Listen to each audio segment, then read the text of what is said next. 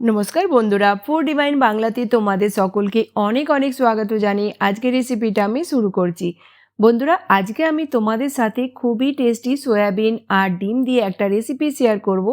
এভাবে তোমরা একবার অবশ্যই বানিয়ে দেখো, তোমাদের খেতে খুবই ভালো লাগবে।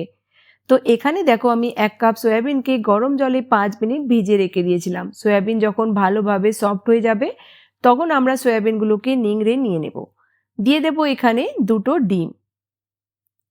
দেব কিছু মশলা,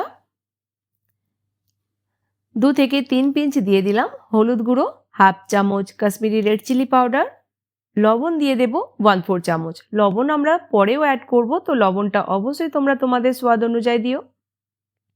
ভালো করে মশলা আমি সয়াবিনেতে মিক্স করে নিলাম। এবার মিক্সির জারেতে দিয়ে দেব 8-10টা ব্ল্যাক পেপার, 8 থেকে 10টা রসুন কোয়া, 1 চামচ পোস্ত, হাফ চামচ দিয়ে দিলাম গোটা ধনে, হাফ চামচ গোটা জিরে, 2টো কাঁচা লঙ্কা, 1 ইঞ্চি আদাকে ছোট ছোট টুকরো করে দিয়ে দিলাম। একটা মিডিয়াম সাইজের টমাটারকে এভাবে ছোট টুকরো করে দিয়ে দেব। আর দিয়ে দিলাম এখানে একটা মিডিয়াম সাইজের পেঁয়াজকে স্লাইস করে কেটে। অল্প একটু জল দিয়ে মশলাকে পেস্ট বানিয়ে নেব। এবার আমরা কড়াইতে নিয়ে নেব 2 চামচ তেল। তেল গরম হয়ে গেলে আমরা সয়াবিন দিয়ে মিডিয়াম ফ্লেমেতে 3 থেকে 4 মিনিটের জন্য ভেজে নেব, যতক্ষণ না সয়াবিনের কালার চেঞ্জ হয়ে যাচ্ছে। বিশ্বাস করো বন্ধুরা, তোমরা এইভাবে যদি একবার সয়াবিন বানিয়ে খাও, তোমরা কিন্তু মাছ মাংস সাইডে সরিয়ে রাখবে, এতটাই এটা টেস্টি তৈরি হয়। দেখো 3-4 মিনিট আমি ভেজে সয়াবিনগুলোকে তুলে নিলাম। এবার কড়াইতে দিয়ে দিলাম 3 চামচ তেল আর হাফ চামচ দিয়ে দিলাম এখানে কালঞ্জি। কালো জিরে দেওয়ার পর এখানে দেব হাফ চামচ হিং আর পেঁয়াজ। একটা মিডিয়াম সাইজের পেঁয়াজকে পাতলা স্লাইস করে কেটে দিয়ে দিলাম। পেঁয়াজকে আমরা ভেজে নেব যতক্ষণ না পেঁয়াজের কালার চেঞ্জ হয়ে যাচ্ছে। পেঁয়াজ ভাজা হয়ে যাওয়ার পর দিয়ে দেব আমরা যে পেস্ট তৈরি করে রেখেছিলাম। দিয়ে দিলাম এখানে হাফ চামচ হলুদ গুঁড়ো আর 1 চামচ কাশ্মীরি রেড চিলি পাউডার। লবণ দিয়ে দেব স্বাদ মতো আর মশলাটাকে 4-5 মিনিট ভালোভাবে কষিয়ে নেব, যতক্ষণ না মশলার সাইড থেকে তেল আলাদা দেখা যাচ্ছে।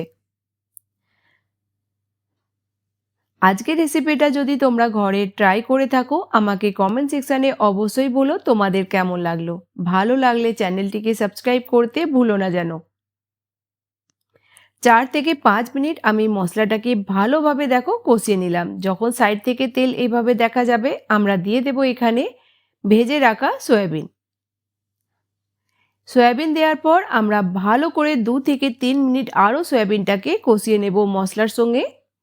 যত তোমরা ভালোভাবে মশলার সঙ্গে সয়াবিনটাকে কষাবে বা মশলাটাকে যত ভালোভাবে তোমরা কষাবে, সবজির টেস্টটা কিন্তু অনেকটাই বেড়ে যাবে। দেখো সয়াবিন আমি দেওয়ার পর 2-3 মিনিট ভালো করে কষিয়ে নিলাম। সাইড থেকে যখন তেল আলাদা হয়ে যাবে, আমরা দিয়ে দেব এখানে জল। তো 1 কাপ জল দিলাম। প্রথমে আমরা গ্রেভিতে একটা বয়েল আসতে দেব, তারপর আমরা প্যানকে কভার করে 3 থেকে 4 মিনিট ঢাকা দিয়ে হতে দেব। দিয়ে দিলাম হাফ চামচ গরম মশলা। তো প্যানকে কভার করে দিলাম 3 থেকে 4 মিনিটের জন্যে। 4-5 মিনিট পর আমাদের খুবই টেস্টি সয়াবিন ডিমের সবজি তৈরি হয়ে গেল। দিয়ে দেব ধনেপাতা কুচি। বাস মিক্স করে আমরা গ্যাসের ফ্লেমটা বন্ধ করে দেব। আমি সবজিটাকে পুরোপুরিভাবে ড্রাই করছি না, হালকা এভাবে গ্রেভি রাখছি। তোমরা চাইলে নিজেদের পছন্দ মতো সবজিটাকে ড্রাই করে নিতে পারো।